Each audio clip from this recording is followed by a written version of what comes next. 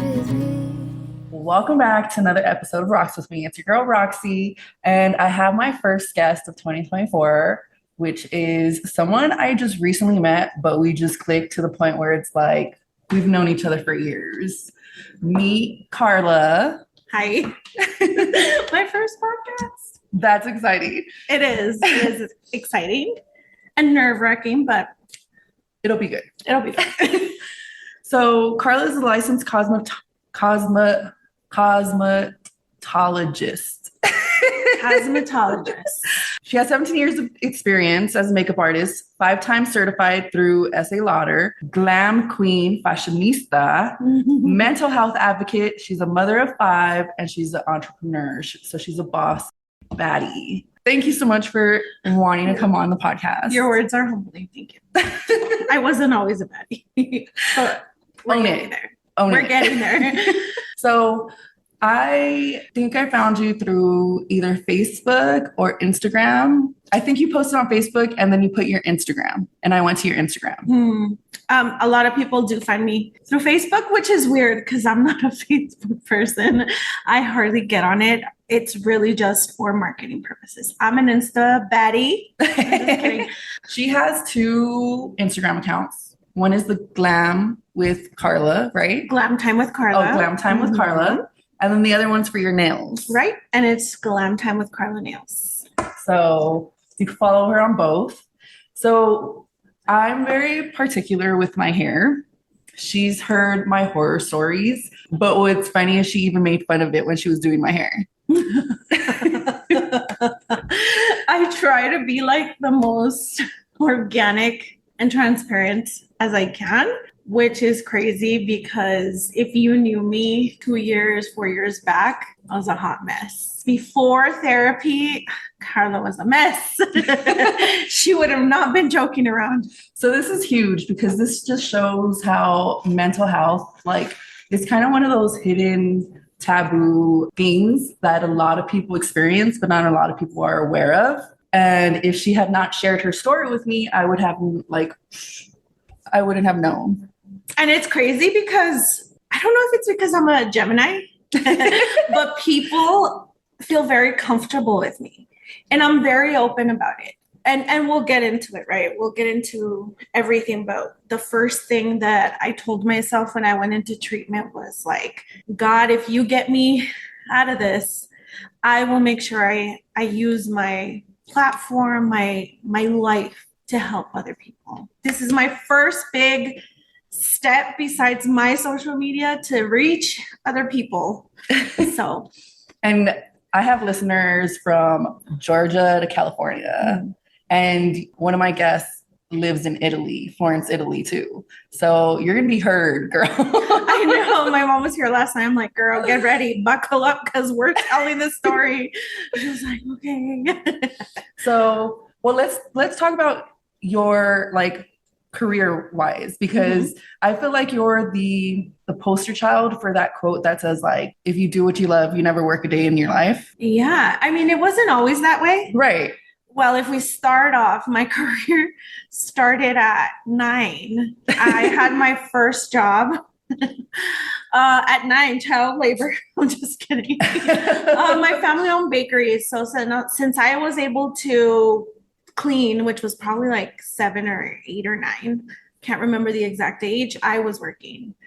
I worked for my allowance. I just remember being like this little girl and having a huge sink. It was like it's like a kitchen sink. Yeah. And if you hear barking, sorry, that's my puppy.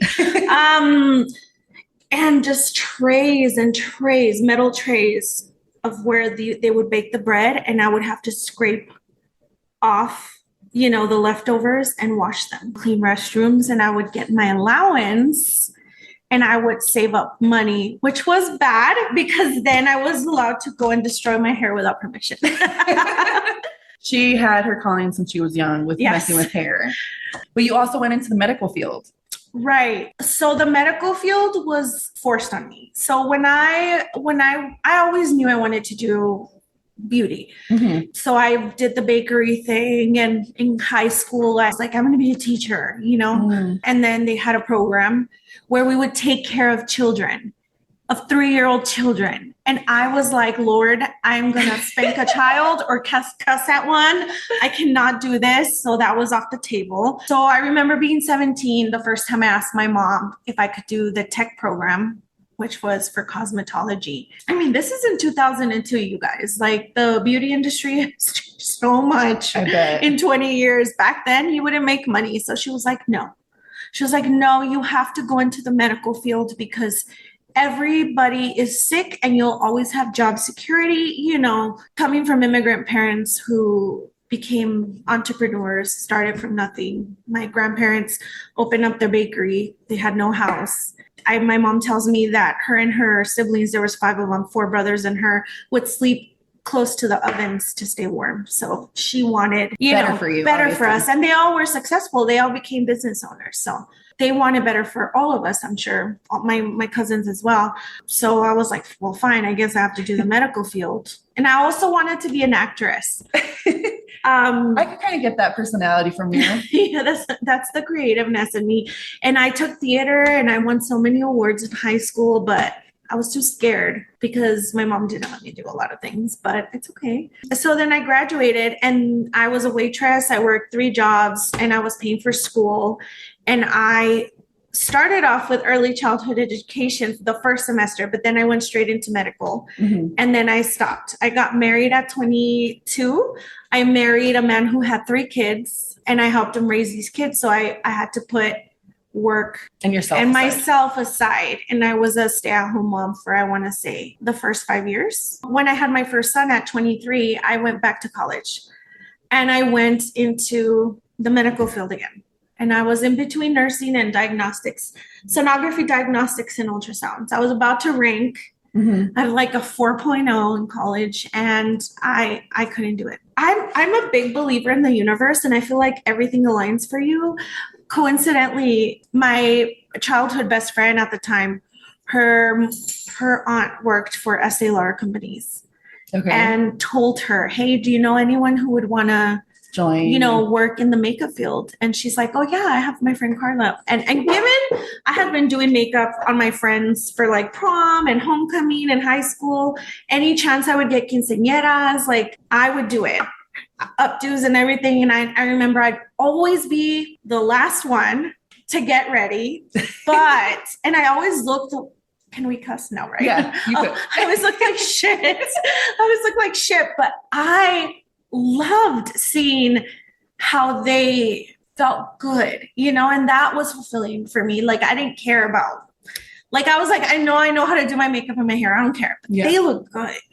So I was transformation. I was very proud. I was very proud of it. So at the time, my husband needed help because we, by this time we had 4 boys. Mm-hmm. And let me tell you, girl, boys can eat. Oh yeah, especially 4. So he needed help. So I said yes. And I remember going to this interview and I was tricked. Who was the interview for? It was for Clinique. Okay. But I thought I was going for MAC. Oh, that's a huge. Oh, yeah. Yeah. So I remember going into my interview process and telling her like, oh, here's my portfolio. And I had all these makeup looks and, my mom was a hairstylist and all this stuff. She was like, great. And I was like, yeah, I want to work for MAC. She's like, well, it was like, you start in this line first and then you move up to that one. No, that's not how it works. And the line was it had a stigma. It was either for very old people. Right. Or well, that's how I know it. Yeah. Or for very young people. Okay. Or for people with skin problems like acne. But it's actually a beautiful line and it's amazing. It's amazing. And immediately they flew me to get certified. The first place was Arizona, Scottsdale, Arizona. Within a year, I moved up to assistant manager, which was an educator position. I want to say 3 to 4 years into it, I moved up very quickly. I left and I hit 30. And I wanted to see if I could do something else with my life. I feel like that's everybody's pivotal point at 30. They think 20s is where you're trying to figure out, but I feel like we're still trying to figure out in our 30s. Yeah. But when we hit 30, it's like we don't give a fuck about what people think. And I feel like that's why we have more like courage to like jump to do whatever the fuck we want at that point. Keep in mind, my friends were all graduated already with degrees, and I had all of these kids, and I was like, what do I have to show for myself? Like, I'm just a makeup artist. I don't know. I think I had like an identity crisis, and I hope I don't have one this year because I'm going to turn 40. I left and I became a store manager. I was severely bullied. At that company? That is where my mental health struggle started. Yes, I was severely bullied. I was bullied by an older man and a 20-year-old girl. Isn't that horrible? That is very horrible. And petty. Petty. And these are small offices. 2 years, almost 3. And I held on for the wrong reasons, the paycheck, the lifestyle. You know, I had a house, brand new house, new vehicles, but I was severely bullied. These people were very techie, and I'm glamorous. So yeah, I know how to use a computer. Who doesn't? So they were kind of like brains versus beauty. Yeah. And they saw you as just like beauty, no brains, and they had all the brains type of thing. Exactly. And this little girl was trying to come up in the company because she had just graduated. And her way to go up in the company was by bringing me down. And they didn't rest until they blamed things on me. They blamed money losses on me. The district manager believed them over me, and switched me over to a store, which was known as the store where you went to die, to get fired. Oh, shit. Yeah. And I remember someone telling me, oh, he says you're not going to last a month. I lasted a whole year. The district manager from that side, which was the west side, loved me. He wanted me to do, to go up in the company. But this man had given me such bad reviews, monthly reviews, that he couldn't promote me, even though I was doing great. And so I got tired. Like, my mental health started. I suffered 2 miscarriages. During that time? That's crazy. And from the abuse. I think it was from the psychological and emotional abuse. Yeah. I suffered both miscarriages when I was working with the people that were bullying. Not to put all the blame on our culture either, but I feel like the way we grew up with how your mom wanted that job security for you, it's so instilled in us that like, work in order to be able to survive, that we end up finding ourselves in toxic work environments where we're just putting up with it for the paycheck, like you said, not knowing it's like deteriorating our mental health. Yeah, I was like, this is the American dream. I have the house, I have the cars, I have the position, the paycheck. Like, I've made it, without a degree. The 3rd time I got pregnant, I said, I'm going to choose my child over work. So I quit. I took time off, and that's the first time I ever experienced a panic attack. I thought I was having a heart attack, but it was a panic attack. And I had a really hard pregnancy. It was the hardest pregnancy ever. I was depressed the whole time. I was in bed rest because of the previous miscarriages. So I literally would sit all day and help, like at my mom's house, talking to her. I would get up and do little things here and there, but they didn't want me doing much. So I gained a lot of weight, and I've never been a heavy person. So I gained a lot of weight. And then I had the baby, and I had postpartum depression. And I didn't know. A lot of women don't know. Yeah. It took me good 3 to 4 months to feel a connection with the baby. And I don't think enough people talk about that. And my husband tells me now, you never wanted to hold him. You would give him to everyone. He was like, you weren't mean to him, but you didn't want to hold him. And now I'm obsessed with him. Like, he's the love of my life. But it was really hard, And I went back to work when he was 4 months. Estee Lauder called me back. They called me back into work, and I went back, and then they certified me in Burbank, California. And then they certified me again back at Scottsdale. And then they gave me my dream job in Arizona. So I packed up my family and we left. We dropped everything and we left to Arizona. That was hard. Really hard. Your 3 kids, and then because your baby was a baby, right? So the baby was about 8 months. My now 16-year-old had to have been about 10. And another one was 12. The other one was 15. And then the oldest was 18. And the oldest was going through his own depression. Because of the move? Because of him losing scholarships for football, and like he was meant to go to a private college and play football, and things fell through. And he joined the service and left while we were in Arizona. Oh, wow. So that's that was like hard. A lot that you were probably dealing with. Yeah. And I was having panic attacks. Not knowing what they were at work. Yeah, I didn't know what was wrong with me. At the end, they got so bad that I was going to the hospital once a month. And then at this time, my mother-in-law got sick. She had a blood clot in her brain, and my husband had to come down here, and we didn't know she was going to make it. So we packed everything up again. We got our transfer over here. And by this time, I had been working with Mac, S.A. Lauder, Bobby Brown, Smash. I had worked with everyone by this time. I had fulfilled all my dreams. I was getting a corporate position as an educator.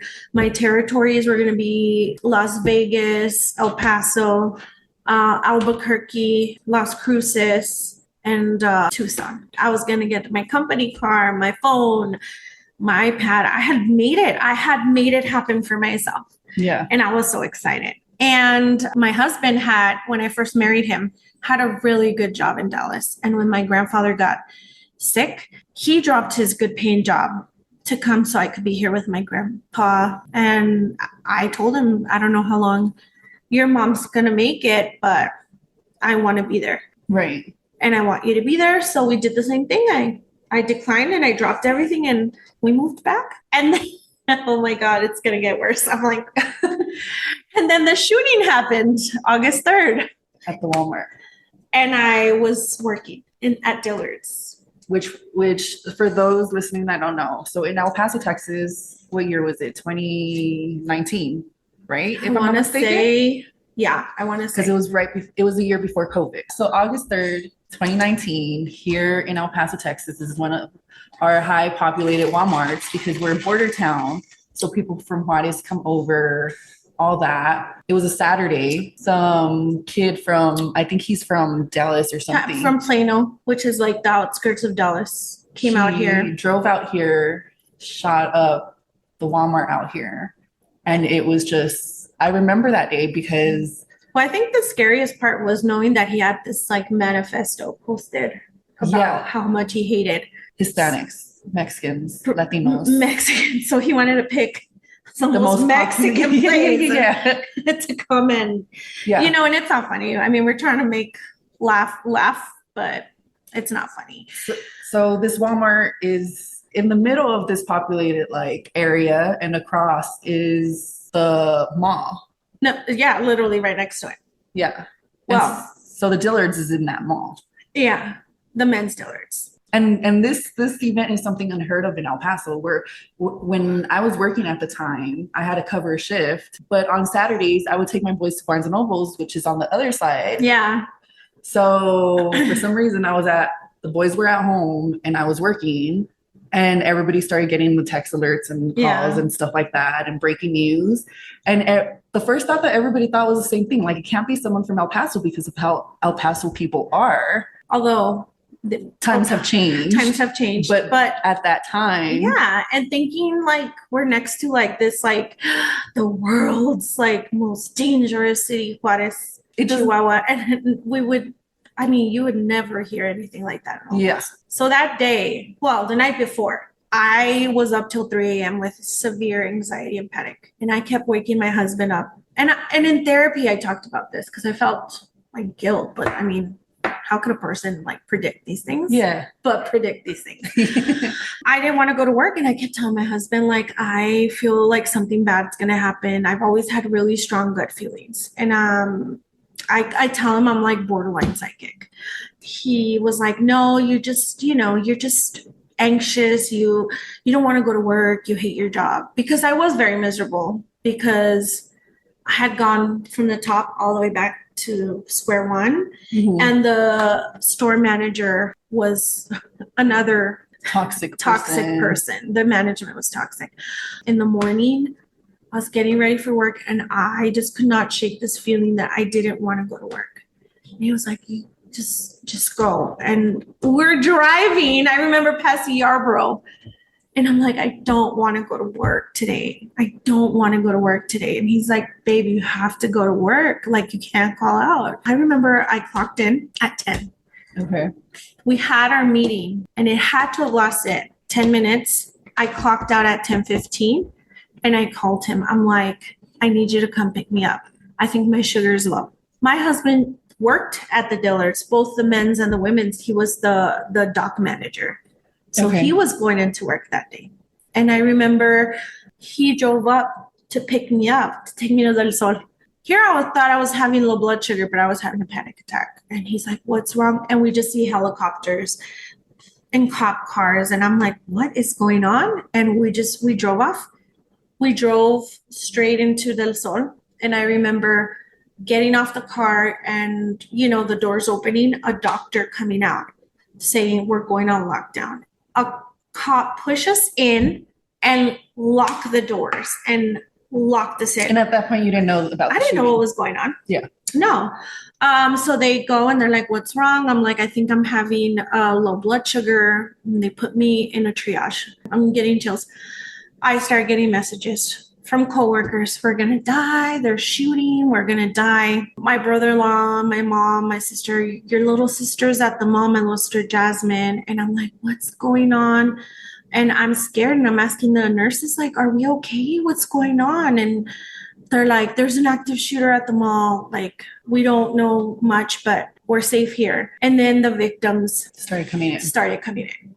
And the nurse left my curtain open like this much, and I could see people coming in shot, and it was horrific. It's nothing like what I've ever experienced. I just remember being next to a lady, and she was an elderly lady with her husband.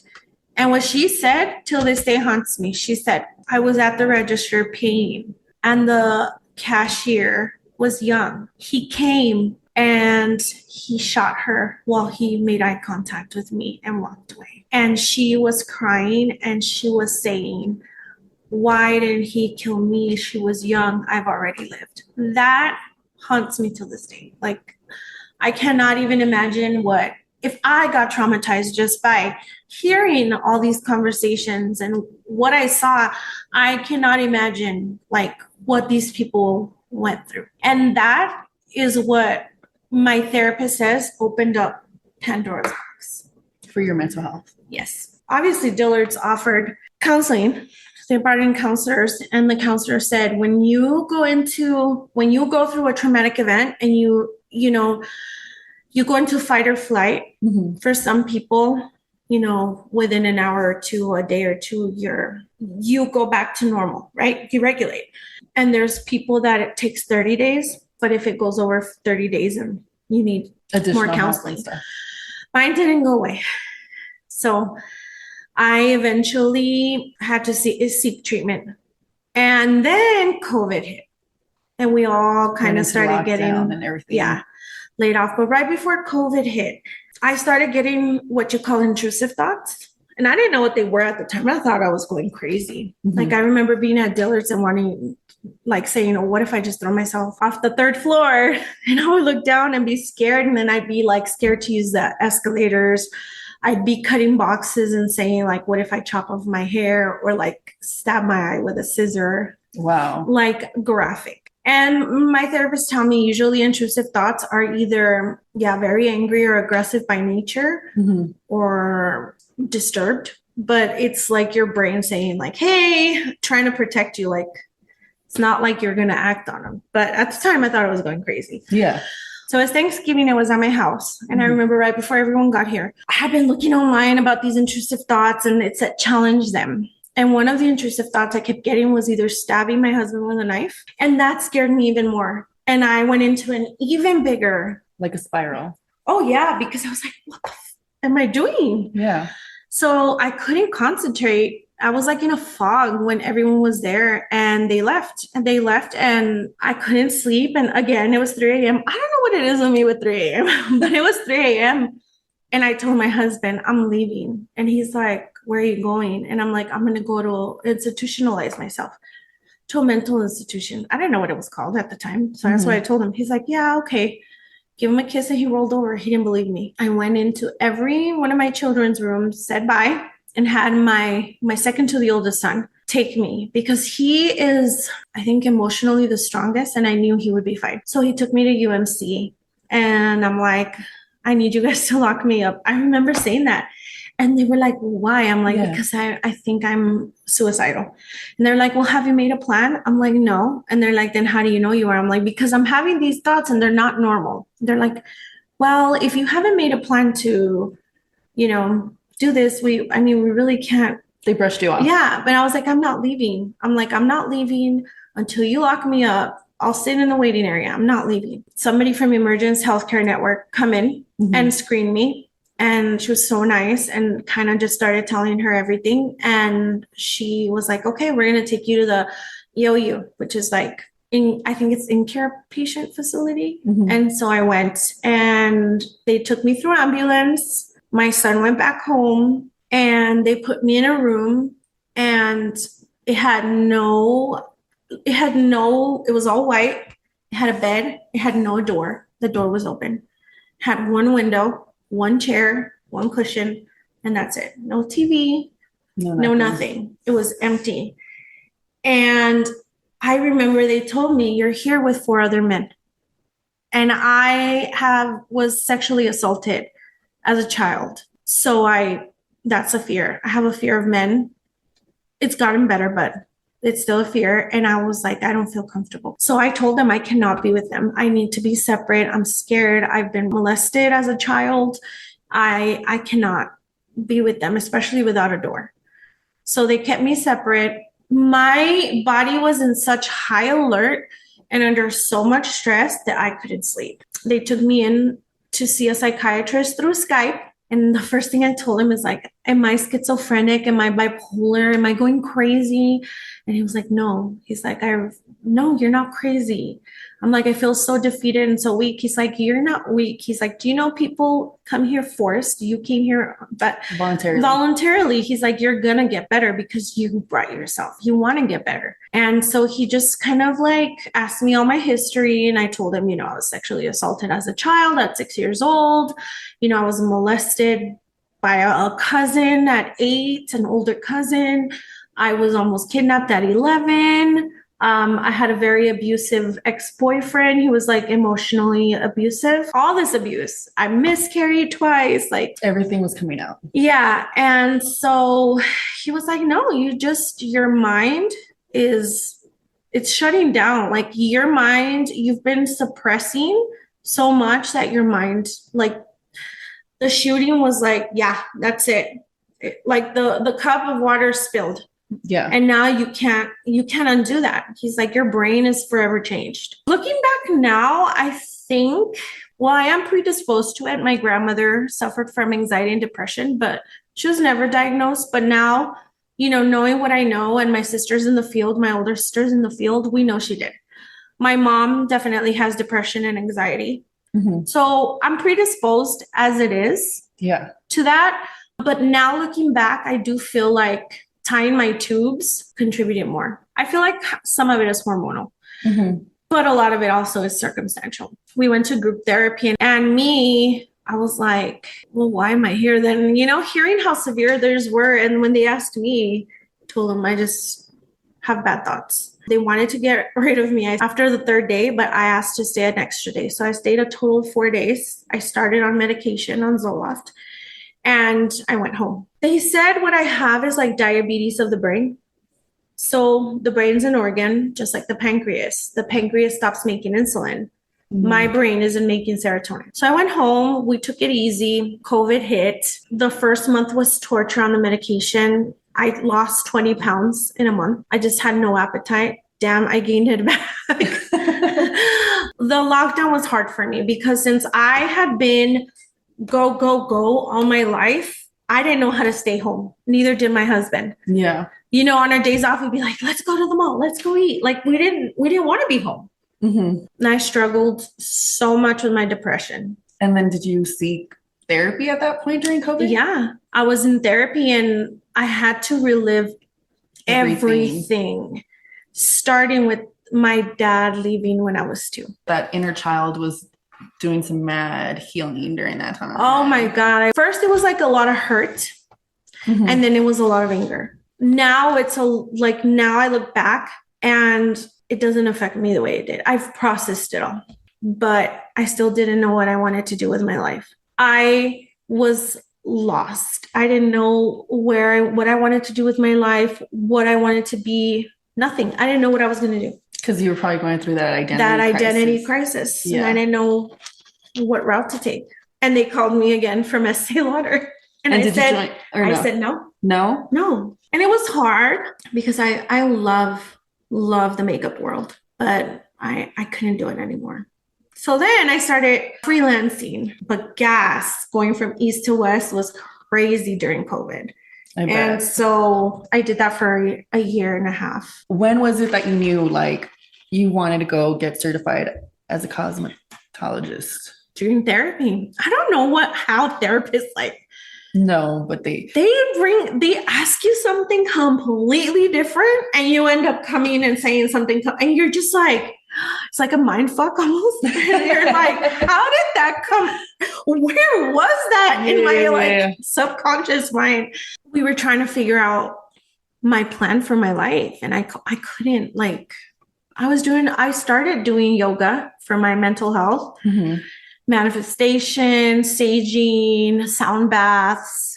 And I was a little straight from my faith, which was weird because I used to be very Catholic. I was a catechist. Like I was in there, girl. And I strayed a little from my faith. Not that I didn't believe in God, because I did, but I was exploring meditation and yoga and Reiki and the spirituality. But anyway, going back to this, I just kind of had to look back and think about what truly made me happy as a kid. Mm-hmm. And that's where I went back. My mom tells me when you were like 3 years old, like every kid gets lost at the store.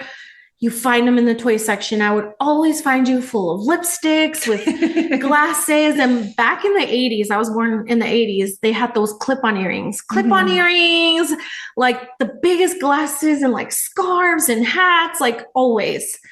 I was always in trouble for something. Mm-hmm. I remember being 3 years old and getting spanked for getting all her Avon makeup and putting it on. Put sun in my hair when I was 11, bleached my hair with sun in, got in trouble for that. And at 14, almost 15, finally dyed my hair burgundy. That's crazy how you did all these like things that all come back to the hair and the makeup, everything. Yeah. And I think that's weird. Like when the stars align, I think it's timing. I think it wasn't the right time. I really do believe in destiny. And I think I was destined to meet my husband and raise the kids with him, because by the time that I went to cosmetology school, I already had the 3 oldest out of the house. My youngest was already in preschool and pre-K. Okay. So it was like the timing was right. Yeah. So I told her I always wanted to do cosmetology. And she's like, well, why don't you do it? I had gone to Milan Institute of Cosmetology in my lifetime 2 times already. Gone in with admissions, gone in the tour, tried to sign up, and for whatever reason, both times, something happened, whether it was like financially or like scheduling, or it just never went. It never worked out. So then that day I got out of therapy. The next morning I call and they're like, come on in. My husband and I went and I signed up, and the stars aligned. It was perfect because I was laid off for COVID. I had unemployment. My financial aid went through everything. I mean, I still had to pay $10,000 out of my pocket, but I was able to do it. And so I just went for it. And my husband told me, you have been wanting to do this. He knew, but I didn't know. He was like, you have been wanting to do this since I've met you. He's like, I'm not going to let you quit. And it's like God put every single test in front of me to make me quit. I got COVID twice. I was out for a month. I was going through severe depression. Like I couldn't get out of bed sometimes. Like it was horrible, but I made it. I did it. And I remember when I was going to graduate, I told my instructor, she's like, where are you going to work? I'm like, I'm going to work for myself. And she's like, you know what? Out of all the people here, you can do it. I was like, well, I'm going to do it. And so I went. I remember I graduated 2 days after I graduated. I went and took my state board exam and I passed it. And then 2 days after that, I took the written, then I took the practical and I got licensed. And then it's funny because my license hadn't come in yet and I had already rented my suite. I was already installing my suite. And I took off and I haven't looked back since. And I built my client base very quickly, which, by the way, I've always been in this world with the makeup and I've always been in the world. So that gave me an advantage because I had the platform already. I had the client base already, but it was official now. Yeah. And it's been great for me. I like you said, I don't work ever. I don't feel like I work. Because you're doing what you love. Exactly. But I mean, I look back now and I'm like, wow, I made it. Yeah, you went through so much. Yeah. Like if I look back, if I could go back and like talk to the Karla inside Emergency Healthcare Network, was crying and she was so beat down, and tell her like, you're going to make it. Like you are going to make it. Like, I don't think I would have believed it then that I would have made it. Cause I didn't see a way out. You were at your lowest. Yeah. I didn't see a way out. I was in such a dark place. Like the road was so bumpy, but now that I'm here, I want people to hear my story and know that even if all the odds are against you, like if you really, really, really want it, you can find recovery. You can have your dreams come true. You can live a quote unquote normal life, because really what's normal? No one's normal. True. And it's not easy. I mean, my days, I still have days, not often anymore, but I still have my days where I get depressed because that's something that I'm probably going to have for the rest of my life. Mm-hmm. But now it's not months and weeks. Because I think you've been taught and you've worked through and know the tools and how coping. The process on what you need. Like, I think that stigma, people think like once you get diagnosed, once you know what's wrong with you, you're able to just shut it away. Like the depression, you're able to just, which is not true. You still have to recognize when you do feel that type of way and stuff. It's never going to go away. And my therapist tells me everyone feels depression. The difference is that you would be depressed for 2 weeks straight, not want to get out of bed, not wanting to shower, not wanting to brush your teeth. Your house would look like a bomb exploded. And the normal person feels sad for like a day and then they get over it the next day, which is where I'm at now. Like it's dormant, they say. It's there, but it's dormant. It's manageable. The anxiety is still something I struggle with. Mm-hmm. It's not as bad, but I still have like my tics. Like I shake my leg all the time, which I'm doing right now. But there's things that I know now to do. Like I journal a lot. I take time for myself. Mm-hmm. I've learned I'm not good for anyone if I'm stressed out. Yeah. So now I only work 4 days a week, whatever that looks like. I have a great support system. And I think that's also very important to say. My husband and I have an understanding. He knows that I can't handle more. I've already raised 3 humans. They're out of the house. They're successful. They're, 2 in the Air Force, 1 in the Navy. They can fend for themselves. Like that's a lifetime. Yeah. I still have 2 more to go. And he knows that I can't do it anymore. I used to be the disciplinary, the housewife, and still working 40 to 60 hours a week with him. So I had most of the brunt. I mean, he would help me here and there, like sweep, do laundry. Now I've, through therapy, found my voice and have told him, I can't do this anymore. You do it, So now if like my son, because my son's 6 and he's going to be in corporate, we call him the boss baby. He can be a lot sometimes. And I'm very patient, which I didn't have before. Patience. I'm very patient. I keep my cool a lot more now because I'm medicated. I'm just kidding. I'm just kidding. Because I've learned, to be a calmer person. And I've cut out a lot of toxic people out of my life.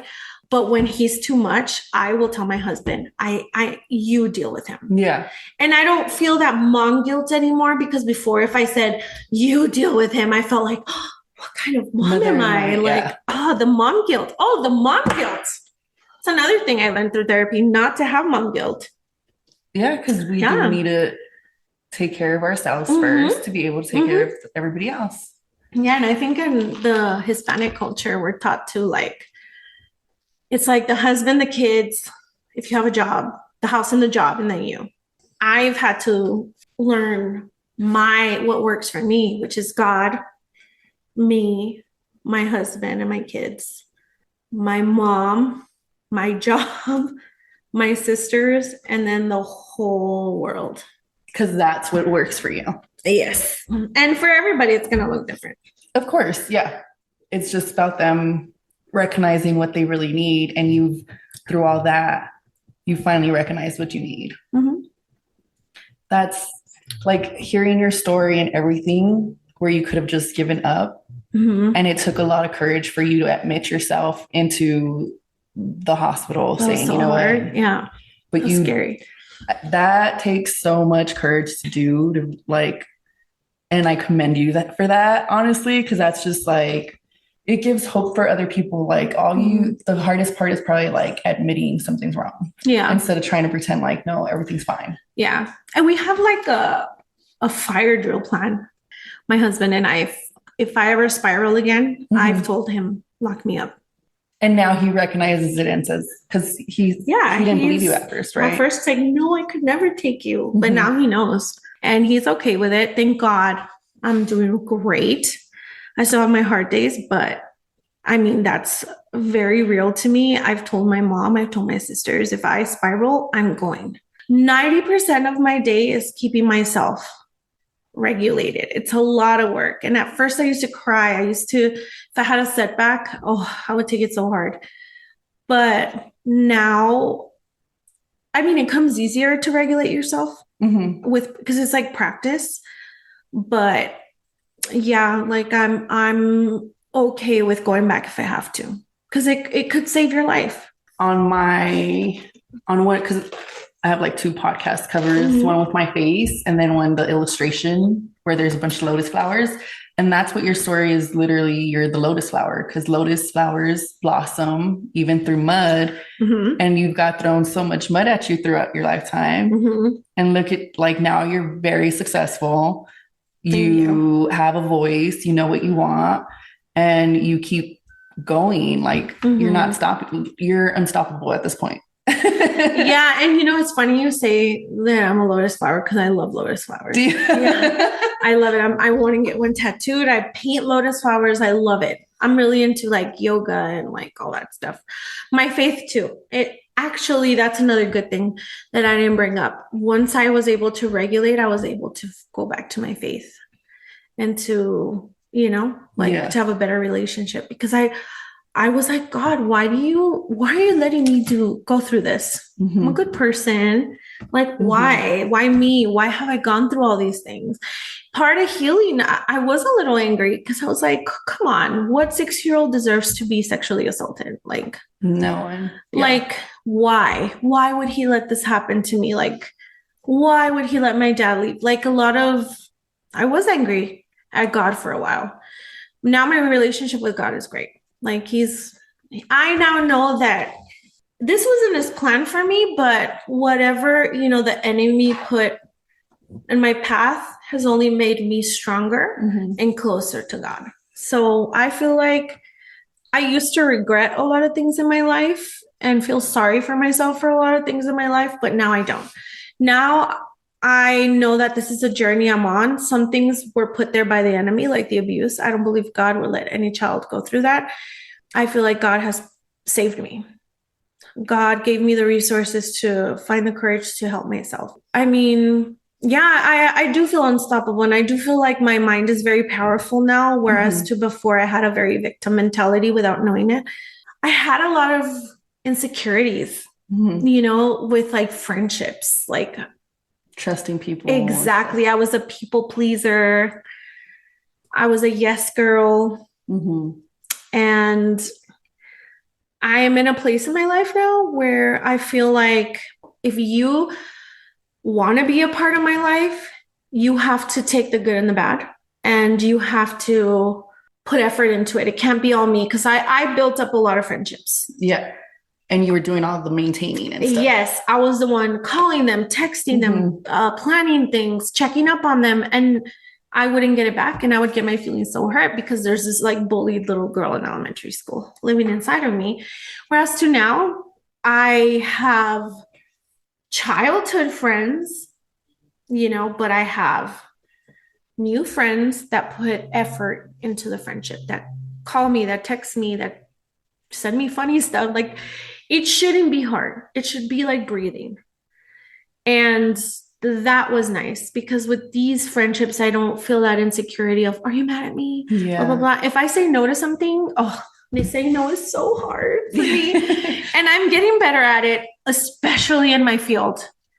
Oh my God, I'm such a people pleaser. So when it comes to hairstyles, like, I'll be like, yes, even if it's something like that, I feel like it's not going to work out. Well, the first year, the second year, I'm on my second year now. I'm like, now I say no. Like, girl, no. I under promise. Whereas to before, I would over promise.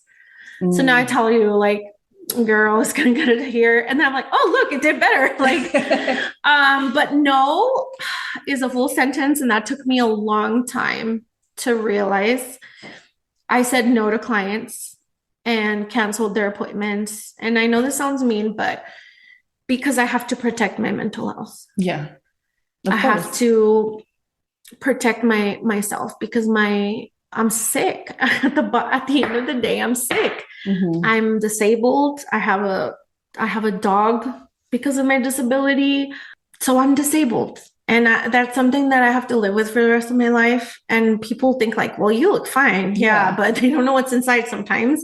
Right. And I had to learn to pick clients that I can tell them like, look, I look normal, but inside, Liza monster. I'm just kidding. There's a dark side. I'm a Gemini. No, I'm just kidding.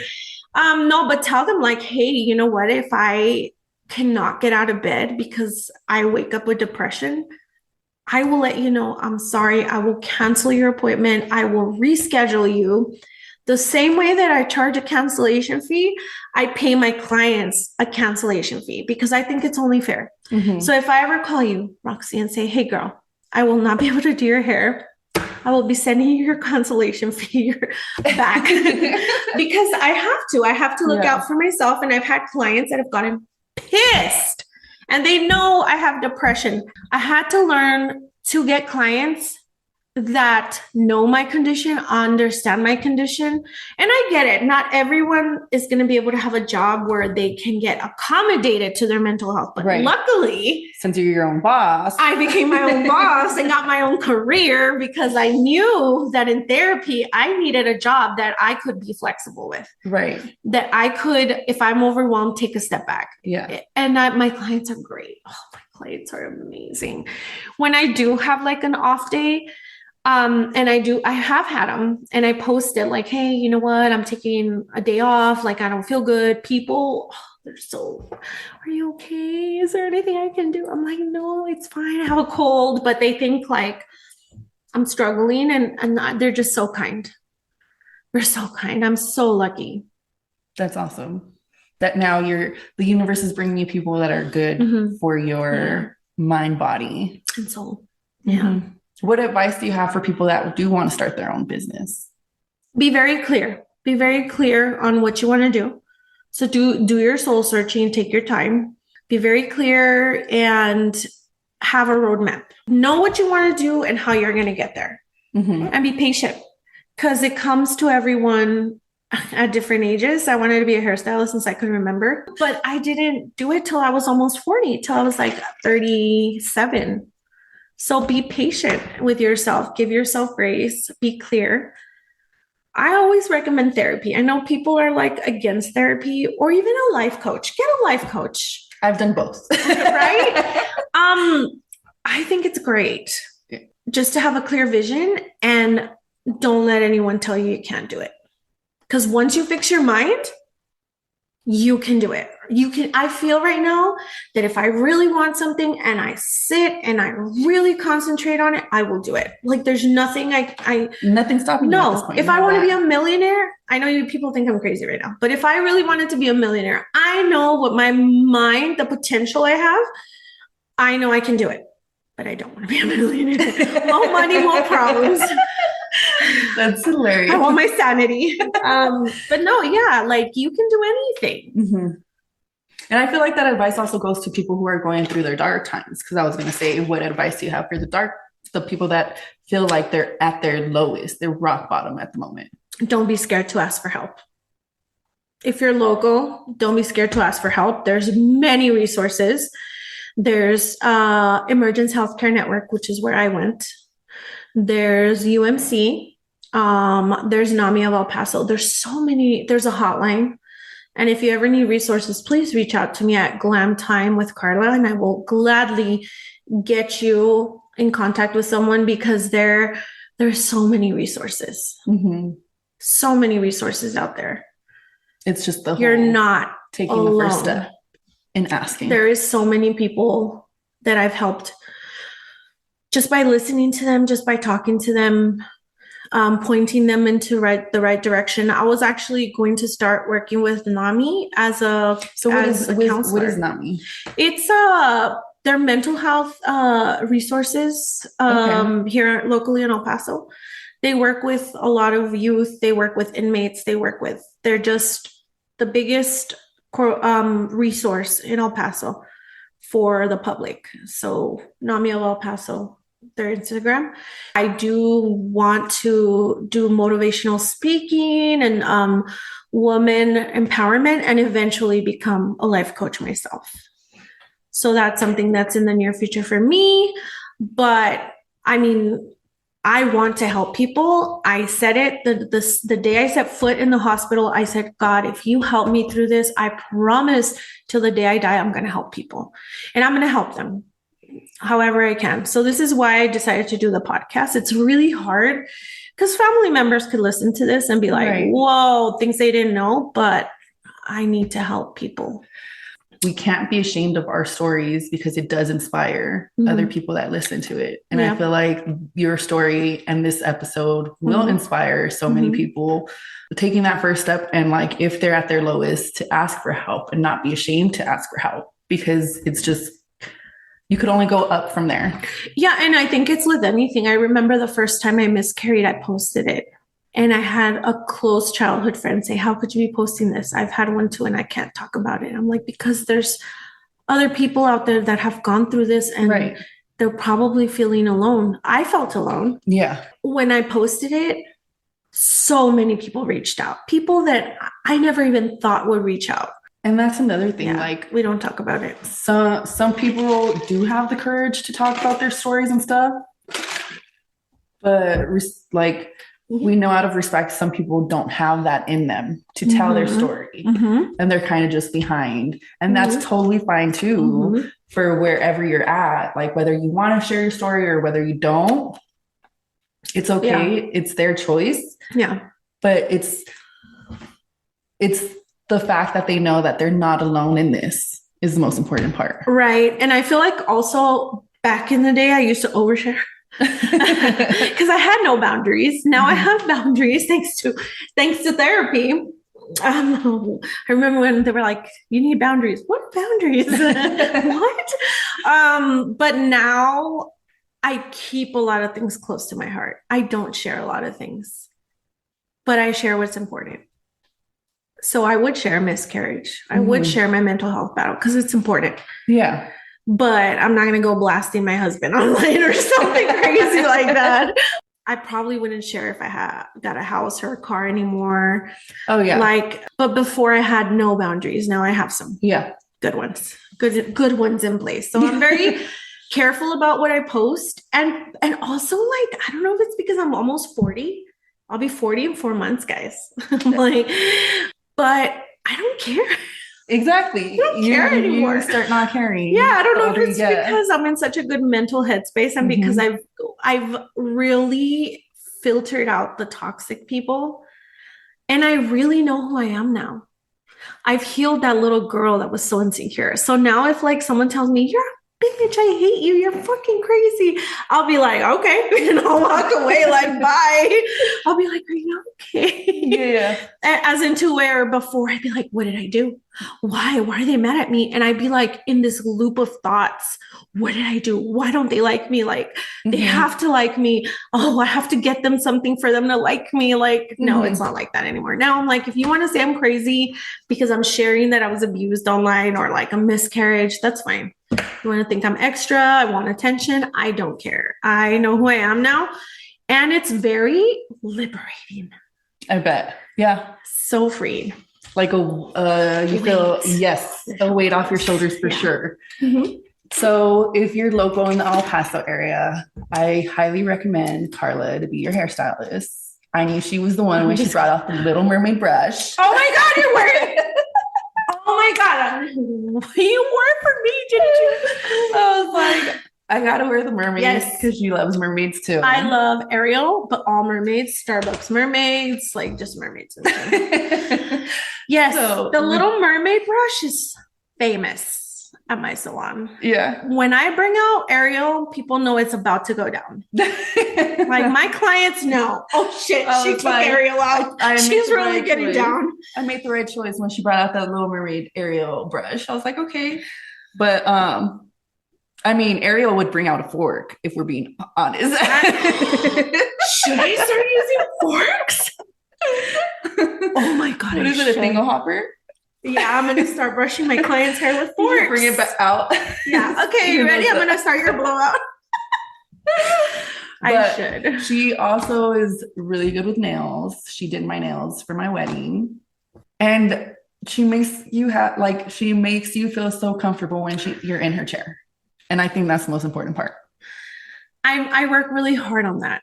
I'm glad you noticed. No, but that's why I named my business Glam Time with Karla. Because I live with all men. I lived with 6 men. Even our dog was male. So when I started my business, I was like, this is my girl time. It's perfect. It's like going with your best friend and getting your hair and nails done, except I'm doing it. And because it reminded me a lot of where I started, which was doing my childhood best friend's hair and makeup for prom. Very full circle moment. That's awesome. Yeah, very full circle moment. So yes, if you come get your hair done with me, we'll be girlfriends. Yeah. All my clients are my besties because let me tell you, you want therapy? Come see me. Like, we share so much in that chair. Like they know like my dirty secrets. I know their dirty secrets. My husband knows that they know his dirty secrets. Like my husband is the sweetest. He walks in and he's like, hey, because he knows that they know all about him. Like they know each other. He'll sit there and chit chat with them. Like, it's great. Yeah. So please come see me. Glam Time with Karla. And if you're not local, hit her up on Instagram. She's very open to. Yes, I'll talk to you anyway. We'll be friends if you don't live here. And something I ask all my guests is, what's that one song, like your go-to song, so I could add to my playlist, the Rocks With Me playlist, which is on Spotify. What's that one song? I have a lot, but if I could pick one that would represent me, I would say Gypsy by Fleetwood Mac. By who? Fleetwood Mac. Okay. That's my jam. All right. So I'm going to add that to the playlist then. Thank you so much for agreeing to do this. I'm so happy we did this. And it's an honor to have your story on my podcast. I appreciate it. It was time. It was time for it to be known. And so I'm honored to have my podcast as your first podcast. And I'm sure there will be more to come. Hopefully. But for those listening, thank you so much for rocking with us during this episode. Remember, you are remarkable. You are resilient. And if you haven't heard it, we are proud of you. You go, girl. In the words of Kris Jenner, you're doing great. I love Kris Jenner. I love it. Well, thank you guys. Until next episode. Bye.